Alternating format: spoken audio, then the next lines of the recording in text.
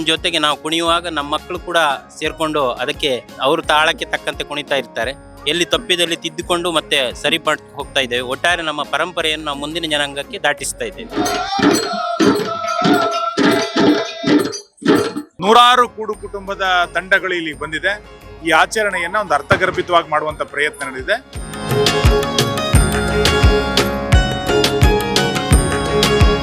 ಹೋಳಿ ಹಬ್ಬ ಅಂತ ಹೇಳಿದಾಗ ನಮ್ಮ ಮೈಯೆಲ್ಲ ರೋಮಾಂಚನ ಆಗ್ತದೆ. ಎಂಥದೇ ಕೆಲಸ ಇದ್ರೂ ಸಹ, ಯಾವುದೇ ಒಂದು ಉದ್ಯೋಗದಲ್ಲಿದ್ರೂ ಸಹ, ಎಷ್ಟೇ ದೂರದಲ್ಲಿದ್ರೂ ಸಹ ಈ ಹೋಳಿಗೆ ನಾವು ಭಾಗಿಯಾಗ್ತೇವೆ.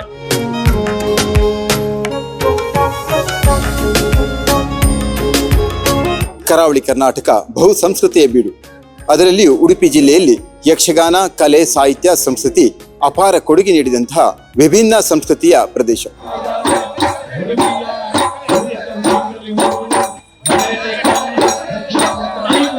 ಮರಾಠಿಗರು ಮೂಲತಃ ಮಹಾರಾಷ್ಟ್ರದಿಂದ ವಲಸಿಗರಾದರೂ ಉಡುಪಿಯ ನೆಲಕ್ಕೆ ಅವರ ಕೊಡುಗೆ ಅಪಾರ. ಮೂಲತಃ ಕೃಷಿ ಕ್ಷೇತ್ರದಲ್ಲಿ ತೊಡಗಿಸಿಕೊಂಡವರಾದರೂ ಆ ಬಳಿಕ ವೈದ್ಯಕೀಯ, ಶಿಕ್ಷಣ, ಸಾಹಿತ್ಯ ಹೀಗೆ ಕೈ ಆಡಿಸಿದ ಕ್ಷೇತ್ರವೇ ಇಲ್ಲ.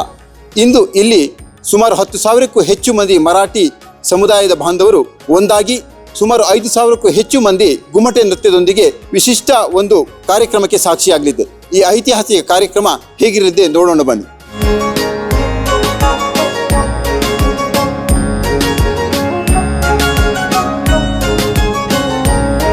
ಉಡುಪಿ ಜಿಲ್ಲೆಯ ಮರಾಠಿ ಸೇವಾ ಸಂಘದ ನೇತೃತ್ವದಲ್ಲಿ ವಿಶೇಷವಾಗಿ ಹೋಳಿ ಸಂದರ್ಭದಲ್ಲಿ ಆಚರಣೆ ಮಾಡುವಂತ ಒಂದು ವಿಶಿಷ್ಟವಾದಂತ ಸಂಸ್ಕೃತಿ.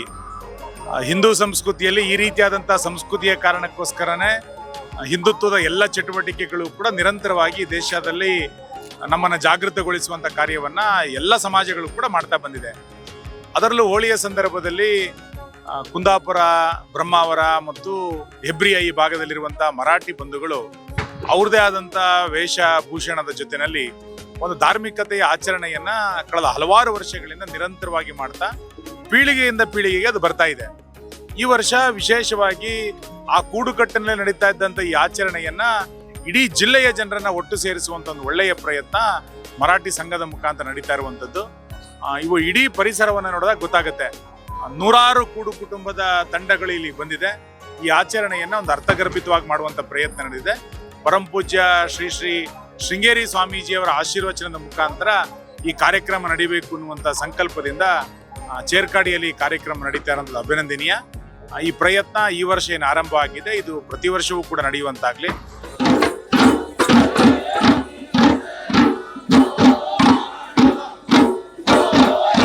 ಬಹಳ ಹೆಮ್ಮೆಯ ವಿಚಾರ. ಇವತ್ತು ಸನಾತನ ಸಂಸ್ಕೃತಿಯ ಒಂದು ಅವಿಭಜಿತ ಅಂಗವಾದ ಈ ಒಂದು ಕಾರ್ಯಕ್ರಮ ಉಳಿಸುವ ಮೂಲಕ ಮುಂದಿನ ದಿನಗಳಲ್ಲಿ ಇನ್ನು ಸಮಾಜಕ್ಕೆ ಒಂದು ಗಟ್ಟಿ ಶಕ್ತಿಯನ್ನು ಕೊಡುವಂತ ಒಂದು ಸಮಾಜ ಇದಾಗಲಿ.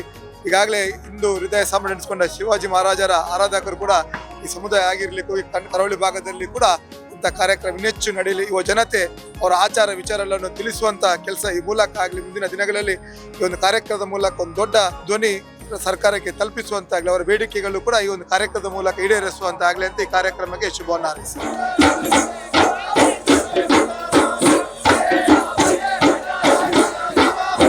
ಮರಾಠಿ ಸಮಾಜದವರು ಯಾವುದೇ ಒಂದು ಉದ್ಯೋಗದಲ್ಲಿರಲಿ, ಯಾವುದೇ ಊರಲ್ಲಿದ್ದರೂ ಸಹಿತ ಹೋಳಿಯ ಸಂದರ್ಭ ಅಂತ ಹೇಳಿದರೆ ಅವ್ರು ಎಷ್ಟೇ ದೊಡ್ಡ IAS ಆಫೀಸರ್ ಆಗಿರಲಿ ಅಥವಾ KS ಆಫೀಸರ್ ಆಗಿರಲಿ, ಅವನು ಹೋಳಿಯ ವೇಷವನ್ನು ಹಾಕ್ಕೊಂಡು ಸಂಪ್ರದಾಯವನ್ನು ಇವತ್ತಿನವರೆಗೆ ಮುಡಲಿಲ್ಲ. ಹಾಗಾಗಿ ಈ ಸಂಸ್ಕಾರವನ್ನು ಬೆಳೆಸ್ಕೊಂಡು ಬಂದದ್ದರಿಂದ ತಮ್ಮ ಏನು ಹೋಳಿಯನ್ನು ಆಚರಿಸುವಂತಹದ್ದು, ತಮ್ಮ ಸಂಸ್ಕಾರವನ್ನು ಆಚರಿಸ್ಕೊಂಡು ಬಂದರಿಂದ ಹಂತ ಹಂತವಾಗಿ ಇವತ್ತು ಮರಾಠಿ ಸಮಾಜವು ಮುಂದೆ ಬರ್ತಾ ಇದೆ.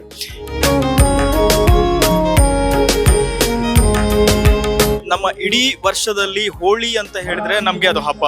ನಾವು ಹೋಳಿ ಹಬ್ಬ ಅಂತ ಹೇಳಿದಾಗ ನಮ್ಮ ಮೈಯೆಲ್ಲ ರೋಮಾಂಚನ ಆಗ್ತದೆ. ಯಾಕಂತ ಹೇಳಿದ್ರೆ ಎಂಥದೇ ಕೆಲಸ ಇದ್ರೂ ಸಹ, ಯಾವುದೇ ಒಂದು ಉದ್ಯೋಗದಲ್ಲಿದ್ರೂ ಸಹ, ಎಷ್ಟೇ ದೂರದಲ್ಲಿದ್ರೂ ಸಹ ಈ ಹೋಳಿಗೆ ನಾವು ಭಾಗಿಯಾಗ್ತೇವೆ. ಈ ಆಚರಣೆಯನ್ನು ಮಾಡ್ಕೊಂಡು ಬರ್ತೇವೆ. ಇದರಲ್ಲಿ ನಾವು ಸಂತೋಷವನ್ನ ಹೊಂದ್ತೇವೆ.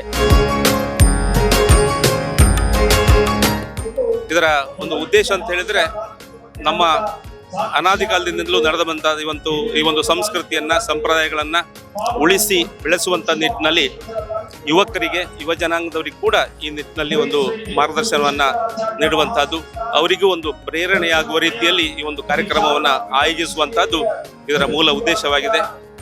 ಈ ಹೋಳಿ ಸಂಭ್ರಮ ಇತ್ತೀಚಿನ ದಿನಗಳಲ್ಲಿ ಸ್ವಲ್ಪ ಅಂಶಕ್ಕೆ ಯುವ ಜನತೆ ಅದನ್ನು ಆಚರಿಸುವಂಥದ್ದು ಸ್ವಲ್ಪ ಅಪರೂಪ ಕಡಿಮೆ ಆಗ್ತಾ ಇರುವುದರಿಂದ ಇದೊಂದು ಸಮಾವೇಶ ಯುವ ಜನತೆಯಲ್ಲಿ ಇನ್ನಷ್ಟು ಸ್ಫೂರ್ತಿಯನ್ನು ತುಂಬುವುದರ ಮೂಲಕವಾಗಿ ಇನ್ನು ಮುಂದೆ ಒಂದಷ್ಟು ವರ್ಷ, ಒಂದು 20-30 ವರ್ಷ ಯುವಕರು ಇದನ್ನು ಈ ಒಂದು ಪರಂಪರೆಯನ್ನು, ಸಂಪ್ರದಾಯವನ್ನು ಮುಂದುವರಿಸಿಕೊಂಡು ಹೋಗುವ ನಿಟ್ಟಿನಲ್ಲಿ ಈ ಒಂದು ಸಮಾವೇಶ ಅವರಿಗೆ ಪ್ರೇರಣೆ ಆಗ್ತದೆ ಎಂಬಂಥದ್ದು ಎಲ್ಲರ ಒಂದು ಅಭಿಪ್ರಾಯ.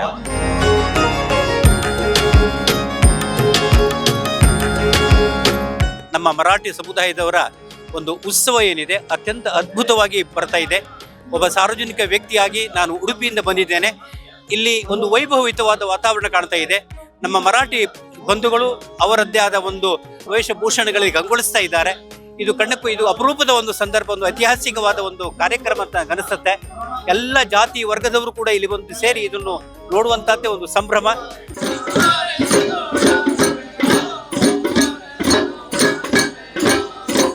ಅವರು ಬರ್ತಾರೆ ಅಂತ ನಮ್ಮ ಮನೆಗಳಿಗೆ ಗೊತ್ತಾದಾಗಲೇ ಆ ಅಂಗಳವನ್ನೆಲ್ಲ ಸಗಣಿ ಹಾಕಿ ಸ್ವಚ್ಛಗೊಳಿಸಿ ಆಮೇಲೆ ಅವರು ಮನೆಗೆ ಬಂದು ಅವರ ವಿಶೇಷವಾದಂಥ ಜಾನಪದ ನೃತ್ಯವನ್ನು, ಗುಮ್ಟೆ ಕುಣಿತ ಮತ್ತು ಕೋಲಾಟದ ಹಾಡನ್ನು ಹಾಡಿ ಜಾನಪದದ ಸೊಗಡನ್ನು ನಮ್ಮ ಮನೆಗಳಲ್ಲಿ ಬಿಂಬಿಸಿದ ಮೇಲೆ ಅವರಿಗೆ ಬಹಳಷ್ಟು ಪ್ರೀತಿಯಿಂದ ನಾವು ಬೆಳೆದಂಥ ಅಕ್ಕಿಯನ್ನು, ನಾವು ಬೆಳೆಸಿದಂಥ ತೆಂಗಿನಕಾಯಿಯನ್ನು, ಹಾಗೆ ಸಾಕಷ್ಟು ಹಣವನ್ನು ಕೂಡ ಕೊಟ್ಟು ಅವರನ್ನು ಪ್ರೋತ್ಸಾಹಿಸುವುದು. ಯಾಕಂತ ಹೇಳಿದ್ರೆ ಕಾಲ ಬಹಳ ದುಬಾರಿ ಆದ್ದರಿಂದ ಮೊದಲು ಪಡಿಯಕ್ಕಿ ಮತ್ತು ಕಾಯಿಯನ್ನು ಮಾತ್ರ ಕೊಡ್ತಿದ್ವು. ಈಗ ಅವರು ಒಂದು ವಾರ್ಷಿಕ ಜಾತ್ರೆ ರೂಪದಲ್ಲಿ ಅದನ್ನು ಮಾಡೋದ್ರಿಂದ ಅವರವರ ಕೂಡುವಳಿಕೆ, ನಮ್ದೀಗ ಆರೂರು ಮೇಲಡ್ಪು ಅಲ್ಲೊಂದು ದೊಡ್ಡ ಕೂಡುವಳಿಕೆ ಇದೆ. ಆ ಕೂಡುವಳಿಕೆಗೆ ಬೇಕಾಗುವ ಎಲ್ಲ ಪ್ರೋತ್ಸಾಹಧನವನ್ನು ನಮ್ಮವರಿಂದ ಅವರಿಗೆ ಕೊಡಿಸುವ ಮುಖೇನವಾಗಿ ಅವರು ಕೂಡ ನಮ್ಮ ಈ ಸಮಾಜದ ಜೊತೆಗೆ ಮುಖ್ಯವಾಹಿನಿಗೆ ಬಂದು ಉತ್ತಮ ರೀತಿ ಹಬ್ಬವನ್ನು ಸಂಭ್ರಮದಿಂದ ಆಚರಿಸಲಿಕ್ಕೆ ನಾವು ಅವರನ್ನು ಪ್ರೋತ್ಸಾಹಿಸಿಕೊಂಡು ಬರ್ತಾ ಇದ್ದಾವೆ.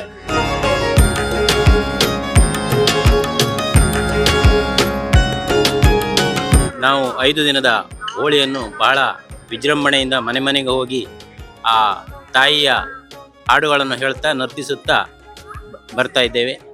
ಹಾಗೂ ಈ ಹೋಳಿ ಹಬ್ಬದಲ್ಲಿ ನಮ್ಮ ಒಂದು ಮರಾಠಿ ಜನಾಂಗದ ಸಂಪ್ರದಾಯವನ್ನು ಇನ್ನೂ ನಾವು ಉಳಿಸಿಕೊಂಡು ಅದನ್ನು ಬೆಳೆಸ್ಕೊಂಡು ಹೋಗ್ತಾ ಇದ್ದೇವೆ.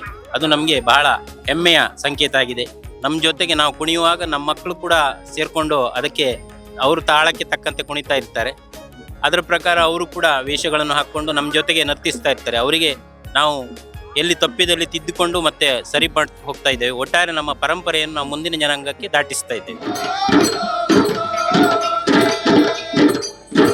ನಮ್ಮ ಸಮುದಾಯದ ಇನ್ನೂ ಆರ್ಥಿಕವಾಗಿ ಬಲಡರಾಗಲಿಕ್ಕೆ ನಾವು ಪ್ರಯತ್ನ ಮಾಡ್ತಿದ್ದೇವೆ.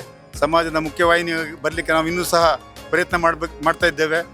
ನಮ್ಮ ಸರ್ಕಾರದಿಂದ ನಮಗೆಲ್ಲರಿಗೂ ಒಳ್ಳೆಯ ಒಂದು ಹೆಚ್ಚಿನ ದಿನಗಳಲ್ಲಿ ನಮಗೆ ನಮ್ಮ ರಿಸರ್ವೇಷನ್ನು ಅವೆಲ್ಲ ಇನ್ನೂ ಮುಂದುವರೆದ್ರೆ ನಾವು ಸಮಾಜದಲ್ಲಿ ಒಳ್ಳೆಯ ಕೆಲಸವನ್ನು ಮಾಡಿ ನಾವು ಒಳ್ಳೆಯ ಸೇವೆಯನ್ನು ಮಾಡ್ತೇವೆ. ನಾವು ನಮ್ಮ ಶತ ಹೋರಾಟ, ನಮ್ಮ ಸಂಸ್ಕೃತಿಯನ್ನು ಉಳಿಸ್ಕೊಳ್ಬೇಕು ಅನ್ನೋದು ನಮ್ಮ ಪ್ರಯತ್ನ.